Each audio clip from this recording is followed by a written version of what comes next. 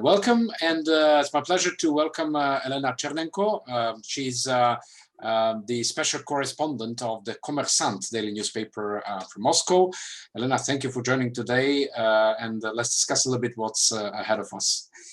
Thank you for the invitation. Well, very shortly we'll see hopefully the first meeting of President Biden and President Putin in Geneva. And there's been a lot of discussions about particularly the cyber aspects of their agenda.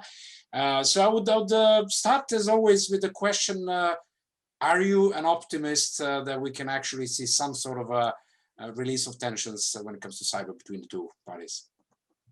I'm rather a realist, but a bit with a tend to be optimistic. Cyber will definitely be discussed in Geneva because both leaders indicated their interest to discuss this topic when they meet on the presidential level for the first time. But even if they do discuss it, it doesn't exactly mean that this will lead to some progress in this field, to some de-escalation, to more trust. Because, I mean, cyber has been discussed on the presidential levels before, and it didn't really lead to too much progress. Although I have to say that during the Obama administration, Vladimir Putin didn't have the best relations with the Obama, but they were able to agree in 2013 on the first ever bilateral, you could say bilateral pact in the cyber sphere, where they agreed that they would have cyber hotlines to prevent incidents from escalating. They had other communication channels between the White House and the Kremlin. And most importantly, they set up a working group, a special working group that was supposed to meet regularly twice a year to discuss how they could deepen cooperation. Now that working group met only once, and then Ukraine happened. So it was frozen on Washington's wish, so it was on their initiative to freeze this. And then Vladimir Putin met with Donald Trump for the first time. I think it wasn't a full summit in Helsinki, it was before that in Hamburg on the sidelines. I think it was a G20. And they sat down and they had actually two practical outcomes of that first meeting. One of them was a deconfliction line in Syria that still works, which is good. And the second one is that they actually came out and said they wanted to renew the work, restart the work of that working group on cyber to get over some differences, try to sort them out and see whether cooperation was possible. But once Donald Trump came back to Washington from Hamburg, the Washington establishment was so furious after what they consider the Russian meddling into the presidential elections of 2016, and everybody was so unhappy with now a renewed cooperation in this field that this idea didn't go anywhere. They didn't even talk about it later. So they announced it. I think it was Tillerson back then also who said, yes, we are going to restart this, but it's dead and laid on ice only 2 weeks after the summit or so. We will see what happens in Geneva. Both Vladimir Putin and Joe Biden said they wanted to discuss cyber, different aspects of it. We'll see where this leads to. Obviously, the broader context is influencing this cyber agenda heavily, but at the same time, we do see some, as you mentioned, some of the signals that there is readiness. On the US side, we see that cyber will definitely be high on the agenda, not least the ransomware attacks and all of that, but generally the attacks against the critical infrastructure. And we also see two ways that the US administration is addressing that. One was a hard line, pointing a finger to Russia and official institution, but the other one was calling for a cooperation when it comes to crime and what might be originating from Russia. On the Russian side, we have seen last autumn, actually the statement by President Putin, who even outlined some of the ways to re-establish this cooperation, and now recently some of his statements that it is possible to actually cooperate when it comes to cybercrime and all of that. And we have seen two agreements on a multilateral level within the UN, a group of governmental experts, an open-ended working group. Both of them are definitely, and both of them are US and Russian. They obviously managed to find the common language. So is that maybe more of a chance for optimism or base for optimism that now it might be the moment which is ripe to actually re-establish this bilateral communication again, and at least in that way continue? Well, when answering your question, I'll have to say in the beginning that you have to differentiate between all of the different aspects of cyber, because that is such a broad topic. And on some aspect, there might be more hope for progress. Otherwise, I would say in other aspects, I would say question mark. When you talk about the cybersecurity notion at the broad topic, and especially in its security implications on the state level, Russia is interested to include cybersecurity in this package of strategic stability talks that it invited Washington to launch. There was a special initiative, a special letter, which was sent to the US administration in last fall. It was still Donald Trump's administration, but the Russians made clear that this proposal is still on the table. They are proposing to discuss something that Moscow is calling the strategic stability equation. That means that they want to discuss all different aspects of strategic stabilities at once, maybe in different groups or so. And one is expecting that after the meeting in Geneva, the presidents will come out and probably, I'm quite optimistic here, say that they are launching regular talks, regular bilateral talks on this strategic stability level. Maybe they will already name the groups which will discuss different aspects like missile defense, space, doctrines, and maybe cyber will be included in that. I'm not sure yet, but that's what Moscow is proposing. Because the Russian officials are saying that cybersecurity has become now so important that it has strategic implications. And we cannot go around all of these other aspects without including this, putting this on the table. I'm not sure if the Americans are ready to do that, because usually they are viewing cyber in a more, in a kind of, in a smaller context. The other thing is what you were talking about, cybercrime. Now there, this has to be differentiated from the other cybersecurity talks, from what's happening at the UN in those two groups that you were mentioning, where they are trying to work out some cybersecurity codex, some codex of responsible behavior for states. Actually, yes, there's hope that there can be some progress on cybercrimes, because this is very, I'd say, depoliticized. This is in the interest of all countries. Whatever their political preferences are, everybody is hurt by cyber criminals. The US is hurt just as Russia is, and it should be in their interest to cooperate there. And there has been also some progress just in the recent weeks. Also at the UN level, a special committee was established for the first time ever to try to see if it's possible to work out a global convention on the prevention of cybercrime. And Russia is also the initiator of this. The US are on board, although they're not happy with a new convention. They like the existing one, the Budapest Convention.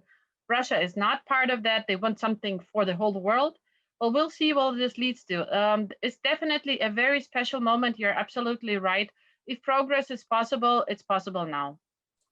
Thanks for outlining the complexity of issues. And we've heard from some of the US speakers that probably there wouldn't be any sort of a give up from the US side on the crime convention. That will be a long battle. But on the other hand, there are some other progresses, as you mentioned, on the the rules of the game and even the warfare.